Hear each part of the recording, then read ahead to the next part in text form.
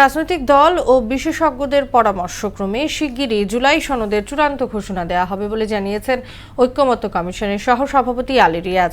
এর বাস্তবায়ন পদ্ধতি নির্ধারণে কমিশন আগামী সপ্তাহে ফের আলোচনায় বসবে বলেও জানান তিনি।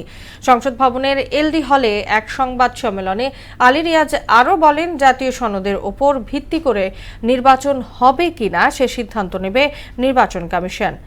রেজা খানের রিপোর্ট। ৫ আগস্ট গণ অভ্যুত্থানের বর্ষপূর্তিতে জুলাই ঘোষণাপত্র উপস্থাপন করেন প্রধান উপদেষ্টা অধ্যাপক মোহাম্মদ ইউনূস।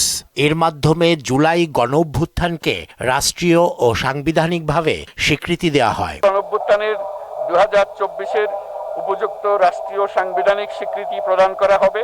এখন শুরু হবে রাষ্ট্রের বিভিন্ন ক্ষেত্রে সংস্কার প্রস্তাব বাস্তবায়নে ঐক্যমত্যের রাজনৈতিক দলিল জুলাই সনদ বাস্তবায়নের প্রক্রিয়া। এজন্যে আগামী সপ্তাহ থেকে বিশেষজ্ঞ ও রাজনৈতিক দলের সঙ্গে আলোচনা শুরু হবে বলে জানান জাতীয় ঐক্যমত্য কমিশনের সহসভাপতি আলী রিয়াজ।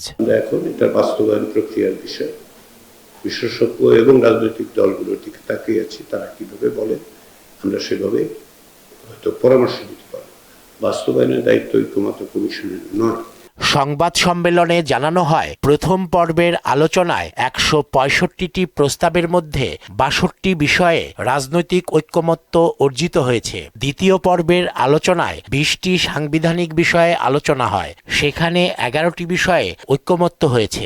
নোট অফ ডিসেন্টের যেমন গুরুত্ব আছে, পাশাপাশি এটাও আমাদের উল্লেখ করার দরকার যে যখন সংখ্যাগরিষ্ঠ দল, শুধু সংখ্যাগরিষ্ঠ দল না, এক ব্যাপক সংখ্যক দল যখন ঐক্যমত্যে পৌঁছায়, তার যে গুরুত্ব, সে গুরুত্ব আমাদেরকে বিবেচনা করতে হবে। জাতীয় সনদের উপর ভিত্তি করে নির্বাচন হবে কিনা তা নির্বাচন কমিশন নির্ধারণ করবে বলেও জানান তিনি। কেবলমাত্র একটা নির্বাচনী ফ্যাসিবাদী ব্যবস্থাকে পুনরুত্থান বন্ধ করতে পারবে না, সাংবিধানিকভাবে পারবে না। তার জন্য একাধিক ক্রমে প্রাতিষ্ঠানিক কাঠামোর পরিবর্তন প্রয়োজন, সাংবিধানিক বিধি ব্যবস্থার পরিবর্তন করা প্রয়োজন। সরকার চাইলে কমিশনের মেয়াদ বাড়তে পারে বলেও জানান আলী রিয়াজ। সরকারের পক্ষ থেকে যদি মনে হয় যে এই কমিশনের মেয়াদ বাড়ানোর প্রয়োজন, আশা করি সরকার সেটা বিবেচনা করে দেখবে। রেজা খান, মোহনা সংবাদ, ঢাকা।